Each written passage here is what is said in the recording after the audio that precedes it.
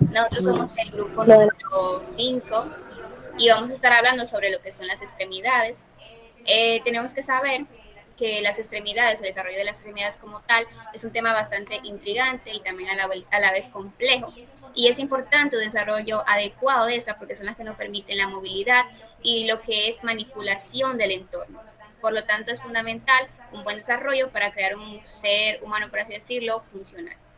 En esa exposición vamos a estar tratando lo que son los diferentes pasos, por así decirlo, las diferentes y principales cosas que ocurren para que esta extremidad se desarrolle como tal, desde lo que es el inicio de los esposos hasta la extremidad completa.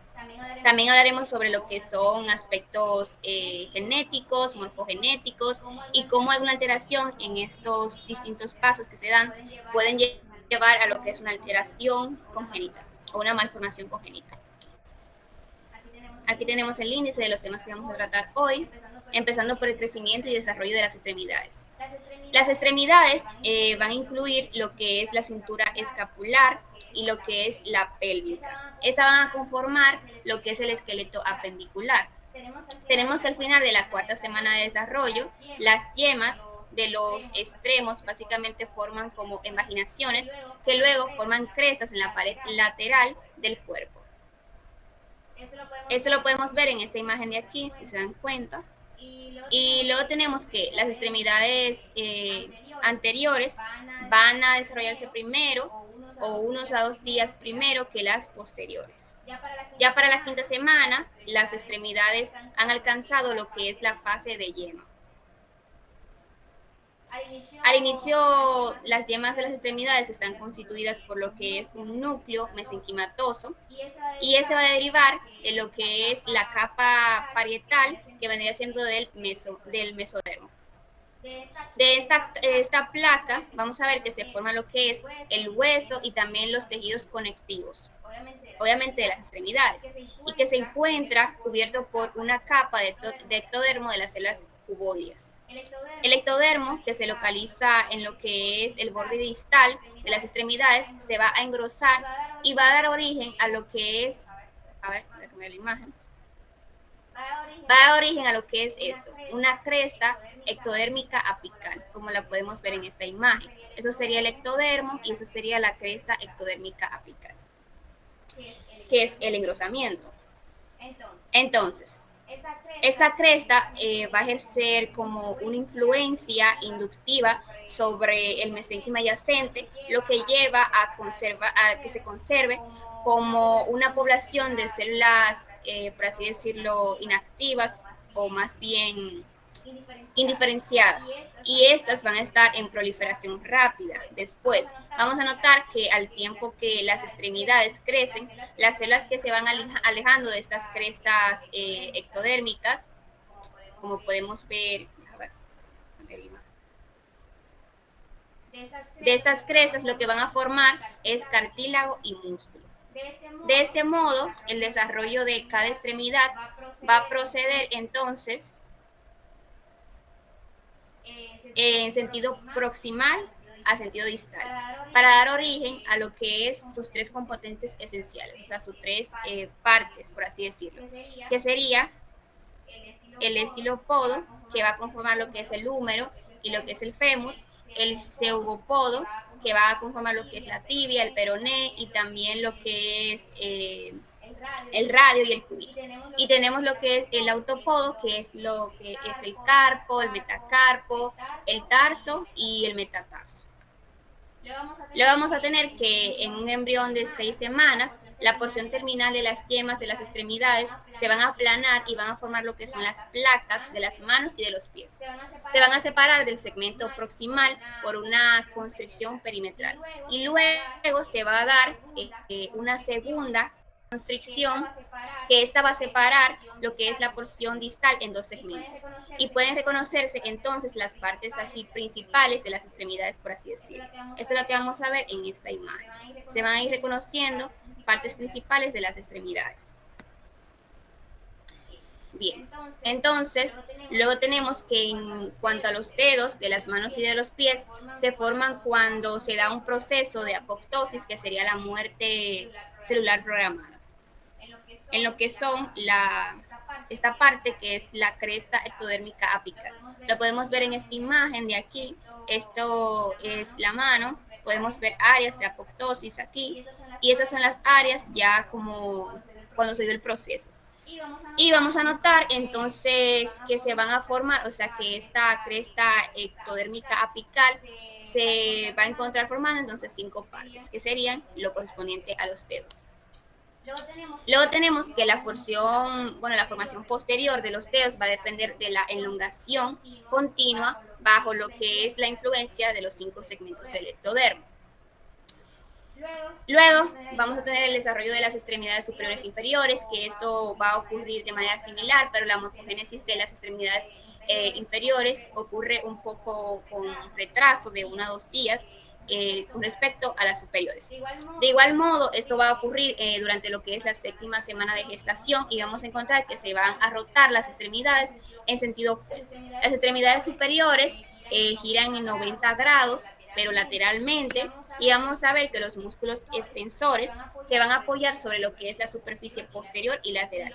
Y los dedos, los pulgares se van a dirigir hacia lo que es lateral. Mientras que lo que es la parte de las extremidades inferiores también ocurre una rotación de 90 grados, pero en este caso será medialmente, y los músculos extensores se van a colocar en lo que es la superficie anterior, y los dedos gordos van a ir hacia medial, porque el giro es medial.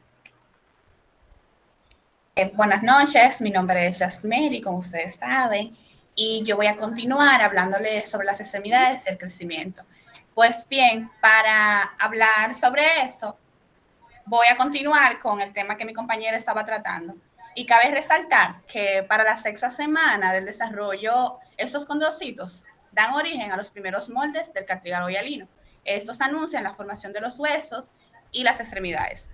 Las articulaciones se forman en condensaciones cartilaginosas. Una vez que se detiene la condrogénesis y se induce una interzona articular, las células en esta región pues aumentan en número y en densidad.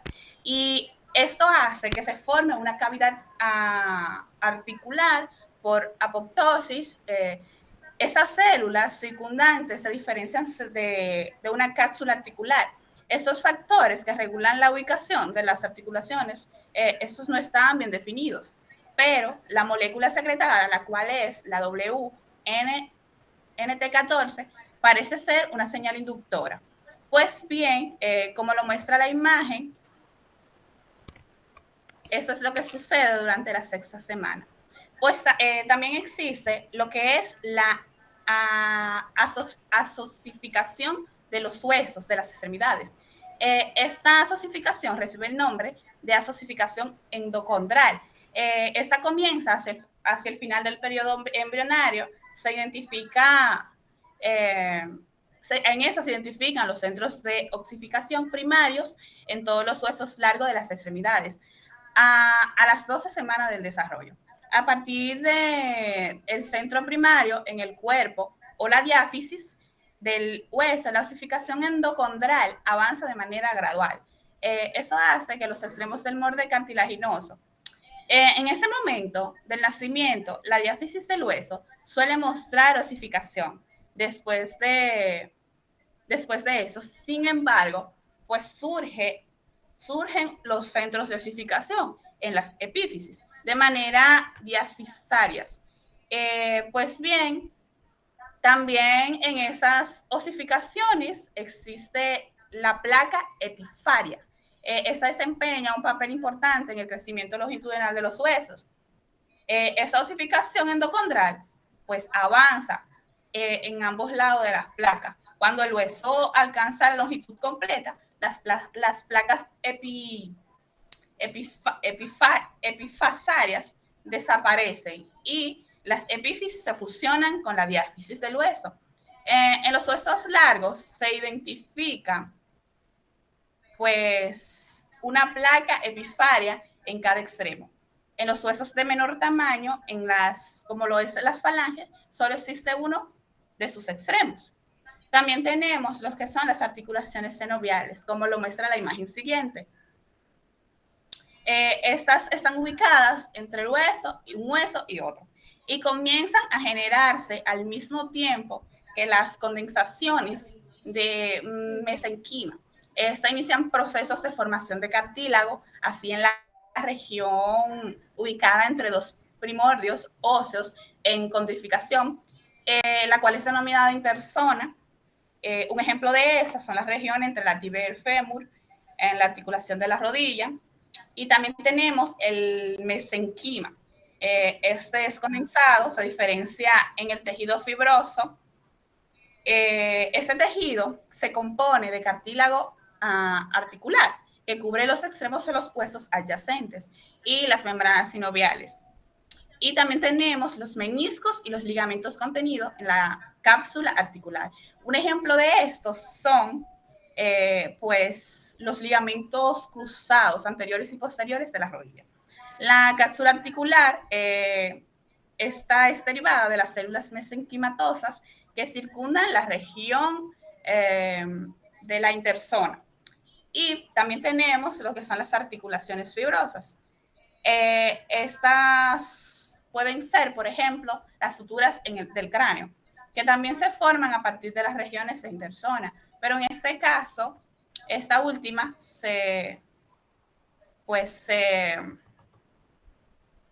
como que se conserva como una estructura fibrosa densa. Hasta aquí mi participación. Gracias por su atención. Bien. Como mis compañeras le mencionaban, yo le voy a continuar hablando acerca de la musculatura de las extremidades. Como ya han mencionado mis compañeras anteriores, cómo se forman diferentes articulaciones y eso. La musculatura de las extremidades se derivan de las células ventrolaterales, lo cual es ventrolaterales de las somitas que migran hacia la estructura para constituir los músculos, y al inicio de la composición muscular muestran una segmentación que coinciden con lo que son las somitas con las que se van a derivar. Sin embargo, los componentes de las yemas y de las extremidades del tejido muscular se derivan en primer lugar con la composición de los flexores y los extensores. Y luego corresponden con lo que son las funciones adicionales, de tal modo que solo los músculos pueden ser a partir de más segmentos originales. Estos se determinan por el tejido conectivo que derivan del mesodermo de la placa. Como pueden ver en la primera imagen, las células musculares de las extremidades se derivan de las somitas, como ya les mencioné al inicio, a niveles de segmentos específicos. Para las extremidades superiores, estos segmentos son la C5 hacia la T2, y para las extremidades inferiores, estos son desde la L2 hasta la S2. En la otra imagen, como también le mencioné, estas al tiempo que las células musculares se desplazan hacia el interior de las extremidades, se en las componentes de dorsales, o sea, como los extensores, y ventrales como los flexores. También tengo otra imagen, la otra imagen siguiente, que les muestra las extremidades superiores, en la que se representan las inervaciones sensitivas de los observándose que las intervenciones sensitivas de las extremidades mantienen un patrón segmentado. Pueden continuar. Buenas, mi nombre es Tigmailin Bello. Yo les voy a estar hablando sobre la regulación molecular del desarrollo de las extremidades. La regulación molecular del desarrollo de las extremidades es un proceso complejo que se organiza mediante una serie de genes y factores de crecimiento. La posición de las extremidades en el eje cráneo-caudal, La ubicación de las extremidades a lo largo del cuerpo está controlada por los genes HOX, que son esenciales para establecer patrones corporales durante el desarrollo embrionario. Estos genes se expresan en un patrón superpuesto a lo largo del eje cráneo-caudal, desde la cabeza hasta la región caudal. Un ejemplo clave es el HOXB8, cuyo límite craneal de expresión coincide con el lugar donde comienza el desarrollo de las extremidades superiores. Cuando se produce una alteración en la expresión de este gen, la posición de las extremidades pueden cambiar, de manera que los genes HOX aseguran que las extremidades se formen en las posiciones adecuadas a lo largo del cuerpo. Siguiente diapositiva. Ok, determinación del tipo de extremidad. Una vez que se establece la posición, la determinación del tipo de extremidad está regulada por los factores principales TBX5, que regula la formación de las extremidades superiores, o sea, de los brazos, y el TBX4, que regula la formación de las extremidades inferiores, o sea, las piernas. Estos genes, llamados genes T-Box, son factores de transcripción que activan otros genes necesarios para el desarrollo de las extremidades en sus respectivos lugares. Iniciación del crecimiento de las extremidades. Después de la determinación de la posición, el crecimiento de las extremidades comienza gracias a la señalización del factor de crecimiento de fibroblastos tipo 10.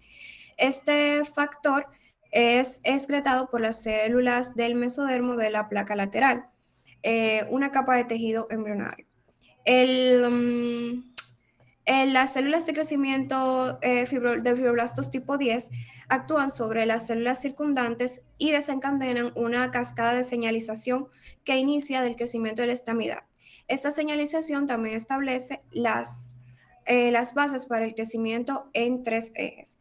En el eje proximal, que lo pueden ver en esta imagen que está aquí, en el eje anteroposterior y en el eje dorsal.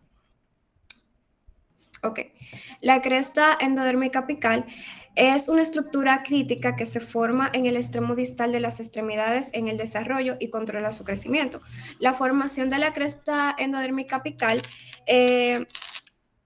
está inducida por proteínas morfogénicas óseas que activan genes como la MSX2 en el endodermo ventral, la capa más externa del embrión.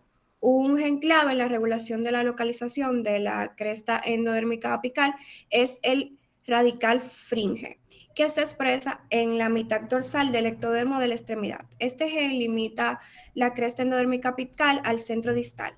Además, el engraylet 1, expresado en el endodermo ventral, reprime el radical fringe, asegurando que la cresta endodérmica apical se forme solo en el borde entre las células dorsales y ventrales. Una vez que la cresta endodérmica apical, estas estructuras secretan F4 y FGF8 que mantienen la zona diferenciada, o sea, de una población de células mesenquimatosas en proliferación rápido, adyacente a las crestas endodérmica apical.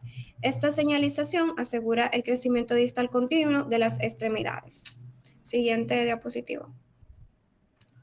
Diferenciación de las regiones de las extremidades. A medida que las células mesenquimatosas en la parte distal continúan proliferando bajo la influencia de la FGF, las células en la región proximal dejan de estar bajo esta influencia y comienzan a diferenciarse en regiones específicas de la extremidad. El ácido retinoico es el flanco del embrión. Este morfógeno induce la diferenciación del estilodopo, o sea, el segmento proximal de la extremidad, como el húmero en los brazos o el fémur en las piernas. Este proceso es activado por una cascada genética que incluye genes como el MEIS1, que codifica un factor de transcripción involucrado en la diferenciación de esta región. Las regiones más distales, el zeugópodo, o sea, el radio, el cúbito y el cúbito de los brazos, y el autótrofo, las manos y los pies. Está regulado por otro gen, por ejemplo, el HOX11, que está marcado por el zeugópodo, y el HOXA13, que está marcado por el autópodo. Aunque no se sabe con certeza si estos genes H o X participan directamente en la diferenciación de estas regiones, son indicadores claves de la segmentación de las extremidades en el desarrollo. Siguiente diapositiva. Sonic Head Code y la zona de activación proliferada. El gen Sonic Head Code juega un papel esencial en la formación del eje anteroposterior de las extremidades. Este se expresa en la zona de activación proliferada ubicada en la parte posterior de la extremidad en desarrollo. El Sonic Headfoot es crucial para establecer la diferencia entre los dedos, con su mayor concentración en la región del meñique y su menor concentración hacia el pulgar. Así, este contribuye a la definición de patrones y forma de las estructuras distales de las extremidades. Hasta aquí mi participación. Buenas, mi nombre es Joanny Coste y les estaré hablando sobre la forma y organización de los ejes de las extremidades durante el desarrollo embrionario. Esto es una continuación de lo anteriormente explicado por mi compañera. Siguiente diapositiva. Para explicar los ejes de las extremidades hay que tener en cuenta la zona de la actividad polarizante. Esta zona, que es un grupo de células que se encuentran en el borde posterior de la extremidad y justo ahí, que es donde forman un morfógeno, que es quien define o quien limita que el eje anteroposterior. En este eje, a medida que la extremidad va creciendo o se va desarrollando, la zona de actividad polarizante se va acercando cada vez más hacia el borde posterior de la cresta ectodérmica apical. Si el morfógeno se expresa en una ubicación en la que no le corresponde o fuera de su tiempo, se pueden generar lo que conocemos como una duplicación en espejo de las estructuras, de las extremidades, que es considerada una malformación. Como se puede ver que en la imagen, este eje que es inducido por un grupo de genes localizados en el endodermo visceral anterior, que justo que en esa zona es también donde se generan los genes que se encargan de la formación de la cabeza. Siguiente diapositiva, por favor. En relación al eje dorsoventral, que se establece por medio de la acción de diferentes señales. Estas señales pueden provenir de parte de moléculas o de parte de proteínas. Algunas de las proteínas que envían estas señales son las proteínas BMP, que es una proteína morfogenética ósea, y la proteína Kengrailet 1 o Kengrailet I, que es una proteína de transducción. Estas proteínas lo que hacen es que regulan que el desarrollo de las estructuras, específicamente en la parte dorsal y en la parte ventral. Cuando se habla de la parte dorsal, se hace referencia a los músculos y a los huesos. Cuando se habla de la ventral, se hace referencia a la piel y a algún que otro órgano. La correcta formación y definición de este eje es crucial para que el desarrollo de las extremidades de los órganos y de los sistemas del cuerpo, ya que este asegura que cada estructura se desarrolle, asegura que cada estructura se desarrolle dentro de su tiempo correcto, en la ubicación que le corresponde y con las propiedades adecuadas. Este eje que define también la posición de las células ectodérmicas, mesodérmicas y endodérmicas. También es el primer eje que se establece en la masa celular interna del embrión luego de la cuarta división de la segmentación. Esto es todo de mi parte por el momento. Bien, mi nombre es Liliana Payano. Yo estaré dando la introducción a lo que son las correlaciones clínicas. Se dice que los radiólogos recurren al estudio a través de imágenes para ver los centros de osificación, para conocer si el bebé está en la edad ósea correcta, es decir, si tiene tantas semanas. Entonces, por medio de ese estudio que se le hace al bebé no, pero al feto, en ese momento puede relacionar si está en su edad ósea adecuada, si se ha desarrollado de manera adecuada. Bien, entonces podemos ver que pueden haber defectos en las extremidades, que generalmente se dan por mutaciones. Se dice que las malformaciones de las extremidades afectan alrededor de de 6 de cada 10.000 nacidos vivos, y de ellas 3.4 por 10.000 se observan en la extremidad superior y 1.1 por 10.000 en la extremidad inferior. Es un número bajo porque dice 6 de cada 10.000 nacidos. Es algo al azar, pero es por mutaciones genéticas o por factores ambientales. Entonces podemos ver que dentro de las malformaciones congénitas podemos ver una que se conoce como amelia, que es la que podemos ver donde puede haber una falta total de un miembro, o una meramelia, que es cuando está el miembro, pero que está unida al tronco por medio de huesos muy cortos. Y como es el caso del bebé que se ve con las manitos muy pegadas, ajá, la segunda imagen, exacto. Esta es un tipo de meramelia que es la focomelia, exacto, que está muy unida al tronco por unos huesos muy cortos. Y también puede pasar la siguiente imagen, que también se puede dar lo que es una micromelia, que es cuando están las extremidades, pero de una manera más pequeña. No se desarrollan, o sea, se desarrollan, pero no crecen lo suficiente. Entonces, estas malformaciones son hereditarias y pueden ser inducidas por teratógenos. Y los teratógenos son los factores ya sea biológicos, químicos, ambientales, que entran en contacto con el embrión o feto durante el embarazo. Ejemplo de estos son si la madre toma alcohol o si la madre consume algún tipo de fármaco. Como hay un ejemplo en nuestro libro de texto que dice que para el año 1957 al 1962, muchas mujeres dieron a luz a niños con muchas malformaciones en las extremidades, que presentaban también daños a nivel cardiovascular y otros tipos de daños, y era porque consumían el fármaco talidamina, que era utilizado como somnífero y antiemético. Entonces, esto nos da a entender que tanto los factores ambientales pueden influir, que por eso las embarazadas no pueden tomar cualquier medicamento que no sea indicado. Y ahí se explica también que es porque a la quinta semana de gestación también hay una gran sensibilidad en el feto que puede también desarrollar más una enfermedad como es una malformación congénita. Puede pasar la siguiente. Entonces también otra de las malformaciones congénitas o defectos de las extremidades, podemos ver lo que son los defectos de los dedos, donde podemos hablar de lo que son la braquidactilia, que es cuando son dedos cortos, la sindactilia, que son los dedos que están fusionados, como se puede ver en la segunda imagen. La polidactilia, que son dedos adicionales, normalmente tenemos 5, pero en polidactilia pueden haber 6. Generalmente esos son unilaterales, que se pueden presentar en las dos manos o en los dos pies. Tenemos la heterodactilia, que es la ausencia de un dedo. Esta puede ser unilateral, puede ser que pueda faltar el pulgar.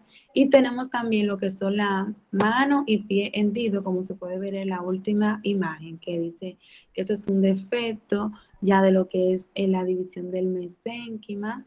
Y dice que hay una ausencia del tercer dedo, hay una ausencia del metacarpo y de las falanges, entonces los otros dedos se fusiona tanto el pulgar con el índice y se fusiona tanto el cuarto dedo con el quinto dedo, formando esta forma que se puede ver ahí, que son las manos y los pies hendidos. Entonces, también se dice que esas malformaciones se dan por mutaciones en distintos genes, como mencionaba, los genes que mencionaba Edith Miley anteriormente, como son el gen HOX, que es para el desarrollo de las extremidades. Entonces, cuando hay una mutación, ¿verdad?, que es el HOXA13, puede dar el síndrome de mano, pie, genital, que afecta tanto a las manos, a los pies y el área genital, donde provoca tanto a las mujeres como a los hombres una ubicación anómala del orificio uretral, y esto es porque el gen HOXA13 desempeña un papel importante en la formación de lo que se conoce como la cloaca durante la formación del seno urogenital. Entonces también esta malformación, esta mutación del gen también produce lo que es la sindactilia y la polidactilia, la fusión, la combinación de estos dos. También hay una mutación en el gen TBX5 que puede dar al síndrome de Holt-Grant, donde también hace daño cardiovascular y daños en las extremidades, y donde podemos ver lo que es la polidactilia, que ya dijimos que cuando hay más dedos, o la sindactilia, que es cuando están fusionados. Entonces ya para culminar, puede pasar la siguiente. O una también de las enfermedades o correlaciones clínicas es la osteogénesis imperfecta, y eso se presenta que hay una esclerótica azul. Como se puede ver en la imagen, hay un arqueo de los miembros, como pueden ver, hay un arqueo de los miembros y hay una hipomineralización, es decir, no tiene los minerales necesarios para que este hueso esté fuerte. Entonces, hay fracturas porque hay debilidad. Entonces, si hay mucha fractura, puede llegar hasta una muerte neonatal. Y esta es consecuencia de las mutaciones de los genes COL1A1 y COL1A2, que esos son los que están implicados en la producción de colágeno tipo. Hasta aquí mi parte. ¿Quién sigue?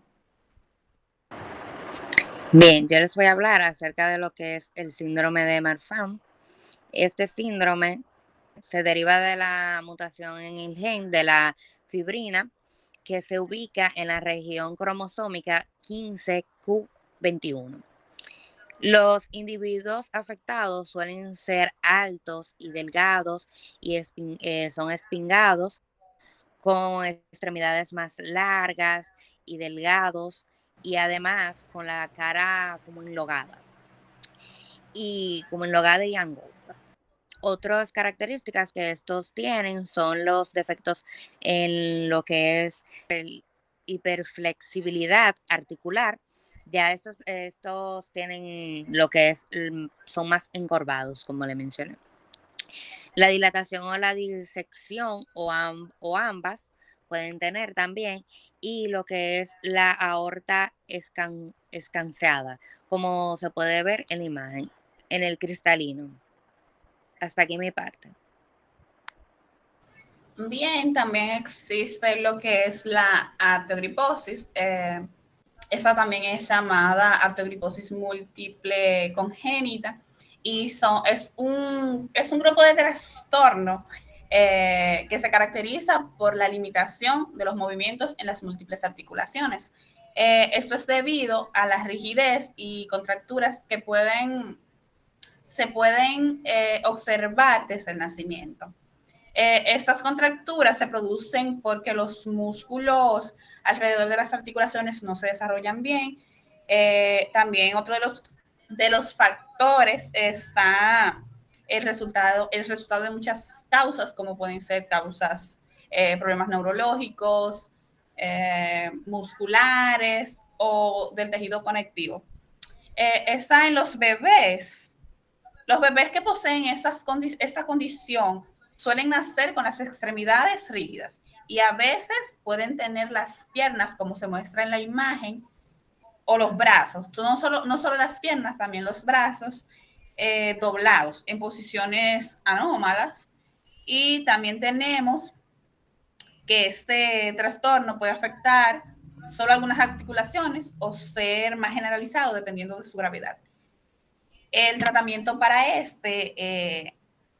a menudo implica una fisioterapia intensiva, terapia ocupacional y en algunos casos la cirugía para mejorar el rango de movimiento y la función de las articulaciones afectadas. Hasta aquí mi participación.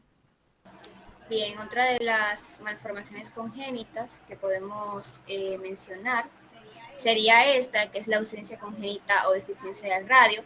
Básicamente aquí suele ser una anomalía que se presenta con otras malformaciones, como decía nuestro libro, que es el síndrome craniosynostósico aplásico radial. En estos individuos, en los niños, por ejemplo, ejemplo, aquí podemos ver una imagen de un niño, se presentan sinostosis en lo que es una o más suturas del cráneo y vamos a encontrar lo que es la ausencia del radio como tal. Por eso también se le conoce como la zamba radial, según lo que estaba investigando. Aquí de este lado también tenemos lo que son las bridas, las bridas acnióticas, y estas pueden causar constricciones en el anillo y la amputación, ya sea de una extremidad como tal o también de los dedos. El origen de estas bridas amnióticas como que no es tan conocido, pero se puede decir, o sea, dicen varias personas, que esto puede representar una adherencia entre los amnios y de las estructuras afectadas del feto, pero hay otras investigaciones que también nos hablan de que esas se pueden originar por un desgarro en los amnios que se desprenden y como que circundan la extremidad del feto. Luego aquí abajo podemos ver otro que sería los defectos transversos en las extremidades. Y básicamente son malformaciones en las que las estructuras proximales, como podemos ver en la imagen, las proximales, se conservan, pero hay una ausencia, ya sea total o parcial, de las correspondientes a las piernas, como podemos ver aquí en esta imagen, pero en sí lo que son las partes distales en un eje transversal, en un plano transversal, perdón. Los defectos pudieran derivar de alteraciones ya sea en lo que es la capa ectodérmica apical, como mencionamos ya anteriormente, o puede ser por bien algunas anomalías en lo que es la parte vascular, como ya sea una vasoconstricción o una trombosis. Bien, otra de las malformaciones es la displasia del desarrollo de la cadera, que este es un problema en el que la cadera del bebé no se forma correctamente, afectando el encaje entre el acetábulo y la cabeza del fémur. Esto puede causar que la cadera esté suelta o se disloque. Esta es más común en los bebés recién nacidos, aunque la dislocación puede ocurrir después del nacimiento. El problema en los huesos comienza antes del embarazo. Bebés que nacen en posición pélvica, o sea, de nalgas, tienen más riesgo de desarrollar este problema. A menudo esta está relacionada con el ligamento de la cadera, o sea, que está más flojo, y si no se trata a tiempo, la displasia puede causar problemas al caminar y dolor en las caderas más adelante. Por eso es importante detectarla pronto, generalmente con el examen físico o ecografías, para tratarlo con dispositivos especiales o cirugía si es necesario. Muchas gracias, hasta aquí. Bien, ya para finalizar, yo estaré dando un pequeño resumen sobre lo que ya hablamos, pero destacando algunos puntos claves. Como ya sabemos, al final de la cuarta semana se van formando las extremidades. En un principio estas tienen forma de yemas, pero luego van creciendo gracias a la cresta ectodérmica apical. Su crecimiento se da por medio de un desarrollo que se divide en tres partes. Primero se desarrollan los huesos más cercanos al cuerpo, luego los intermedios y por último los dedos. La zona de actividad polarizada o polarizante en este proceso lo que hace es que define los lados de la mano, es decir, el lado del pulgar y el lado del meñique. Durante este proceso los músculos y los nervios se van organizando como que en flexores o extensores. Y por último, que los dedos se separan por medio de apoptosis, que como ya mencionamos, que es muerte celular programada. En caso de que todo este proceso falle, se genera o se desarrolla lo que estuvimos hablando, es decir, una malformación congénita de las extremidades. Muchísimas gracias por su atención. Esto fue todo de parte del grupo 5. Gracias. Muchas gracias. Muchas gracias. Muchas gracias.